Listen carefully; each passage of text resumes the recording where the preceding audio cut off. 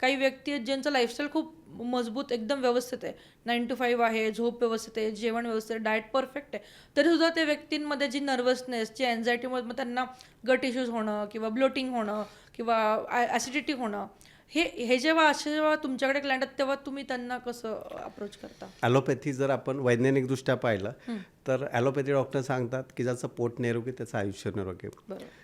आयुर्वेद सांगताय की तुमच्या पोटामध्ये 72,000 नाड्या आहेत, राईट.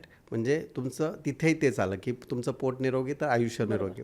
आणि नॅचरोपॅथी आणि युनानीमध्ये हे सांगितलं जातं की तुमचा सेकंड ब्रेन म्हणजे तुमचं पोट आहे. म्हणजे गट हेल्थ एवढं महत्त्वाचं आहे. आणि गट हेल्थ व्यवस्थित ठेवण्यासाठी पहिल्यांदा मेंटल हेल्थ तुमची चांगली असणं गरजेचं आहे. जे गट हेल्थमध्ये ज्या काही आपल्या सिस्टम आहे, जी नर्वस सिस्टम आहे, त्याच्यामध्ये कोलेस्ट्रॉल वाढण्याचं प्रमाण हे सुद्धा तिथूनच होत असतं. त्याच्यामुळे गट हेल्थवर काम करणं फार गरजेचं आहे.